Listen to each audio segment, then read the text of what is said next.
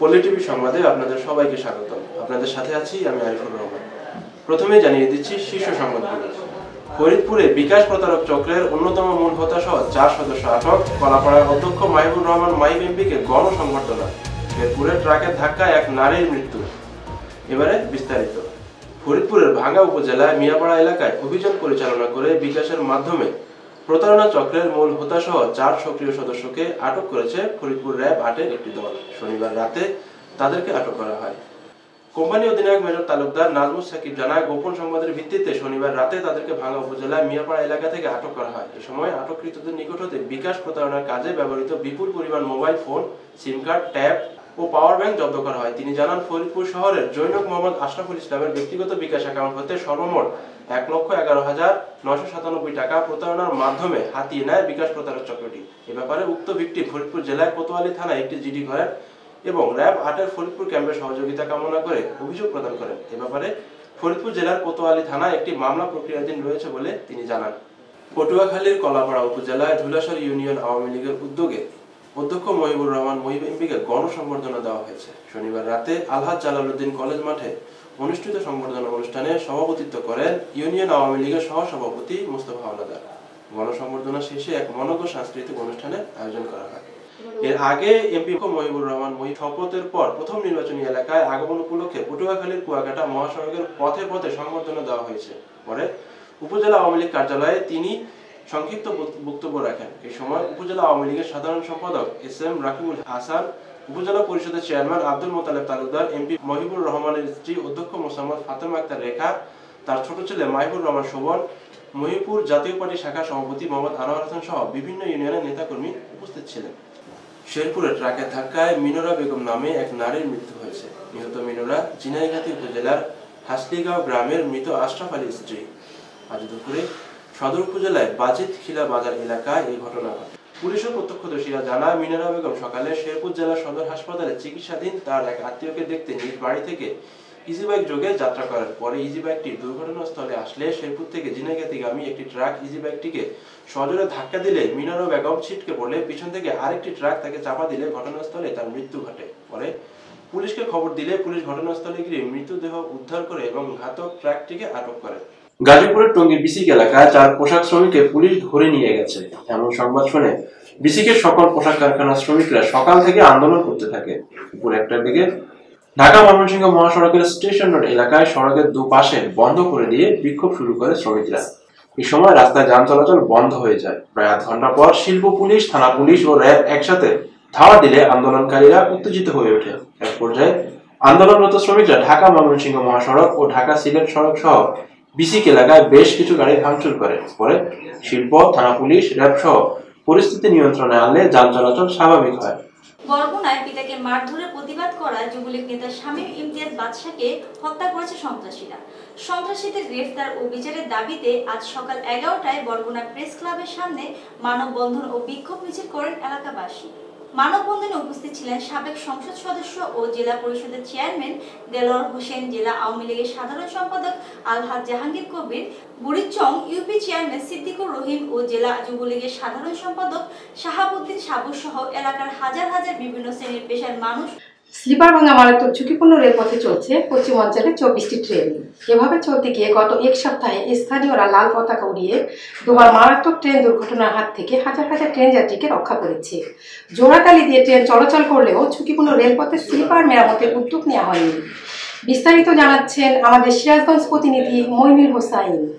ঢাকার সাথে উত্তর অঞ্চলের ট্রেন যোগাযোগের একমাত্র পথ ঢাকা রাজশাহী, ঢাকা খুলনা। রেলপথের উল্লাপাড়া উপজেলার লাহিড়ী মোহনপুর রেল স্টেশন থেকে পাবনার ভাঙ্গুড়া থানার দিলপাশা স্টেশন পর্যন্ত মারাত্মক ঝুঁকিপূর্ণ হয়ে উঠেছে। এ পথের রেল লাইনের নিচে ঢালাই করা লোহার বড় বিশেষ তার ও সিমেন্ট পাথর ঢালাই করা বেশিরভাগ স্লিপার ভেঙে গেছে, সরে গেছে নিচের খোয়া। এতে ঝুঁকি নিয়ে চলছে ট্রেন। গত সপ্তাহে মোহনপুর স্টেশনের পঙ্কিরোড গ্রামের পাশে রেল লাইনের এমন অবস্থায় রেল লাইনের সংযোগ বিচ্ছিন্ন হয়ে পড়ে।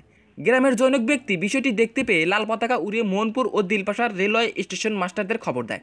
এলাকার বাসী যদি না ঠেকাইতো তাহলে রাস্তায় হাজার হাজার মানুষ মারা যেত। তাই এখন রেল পক্ষর তো এটা সারানোর দরকার। রেল লাইনের স্লিপারগুলো আছে অধিকাংশই ভাঙা এবং যে কোনো মুহূর্তে একটা বড় ধরনের দুর্ঘটনা ঘটতে পারে, বিশেষ করে রাতের বেলা।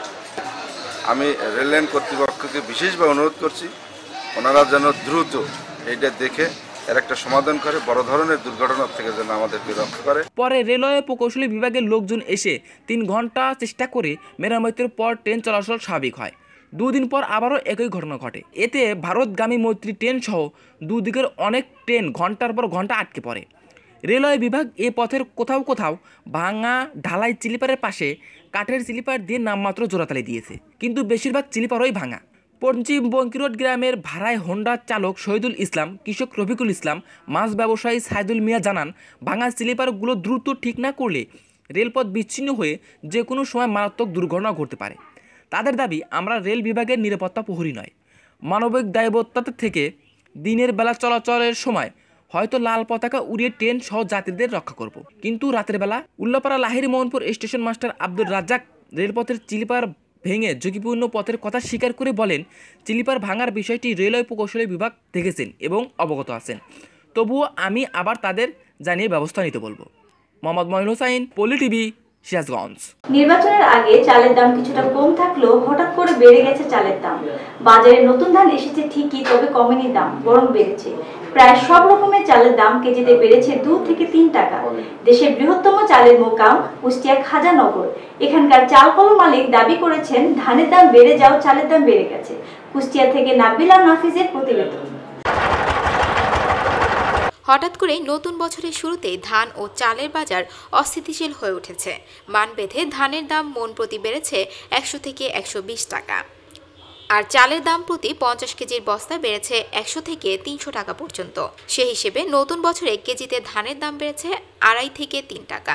ধানের বাজার এখন 700-800, আমরা 820 টাকা 30 টাকা এরকম বেচেছি।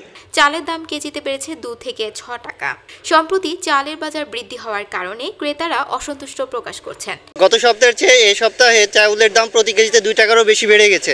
আমরা তো দরিদ্র মানুষ, আমাদের জন্য এটা ক্রয় সীমার বাইরে চলে গেছে। এখন তো চাউলের সিজন, কিছুদিন আগেই নতুন চাল উঠলো, ধান উঠলো। এখনই যদি চালের দাম এত বেড়ে যায়, তাহলে পরবর্তীতে তো যখন আরও ক্রাইসিস সৃষ্টি হবে, আমাদের ক্রয় সীমার বাইরে আরও চলে যাবে, যেটা আমাদের জন্য খুবই কষ্টকর হবে। এবং সাধারণ ক্রেতারা সরকারি মনিটরিংয়ের দাবি জানিয়েছেন। কৃষকরা জানান, ধান চাষে যে পরিমাণ খরচ হয়, ধানের দাম বৃদ্ধি না পেলে লোকসান হবে। সেই হিসেবে অল্প মূল্যে ধান বিক্রয় করলে চাষিদের লাভ থাকে না। ধানের দাম নির্বাচনের আগে একেবারে নিম্নমুখী হয়েছিল, তবে এখন ধানের দাম কিছুটা বেড়েছে। ধানের যে বাজার, এখন ধানের আজকের বাজার বিক্রি করলাম 790, 760, 70, এই হচ্ছে বাজার। 15-20 দিন হলে একটু বাড়িছে, এইটুকু চাষি একটু বাঁচছে, কিন্তু যদি এরপরে আরও কমে তাহলে চাষি আরও শেষ। কিন্তু একটু ভালো হলে, বেশি হলে ভালো হয় চাষির জন্য। কুষ্টিয়ার বিভিন্ন স্থানে 33টি বৃহৎ অ্যাগ্রোর অটো রাইস মিল সহ ছোট বড় সহ প্রায় 600 রাইস মিলস গড়ে উঠেছে। পাশাপাশি ধান সেদ্ধ, শুকানো সহ নানা প্রক্রিয়ার জন্য চাতলও রয়েছে 2 সহস্রাধিক। কুষ্টিয়া থেকে নাবিলা নাফিজের তথ্যচিত্রে পল্লী টিভি।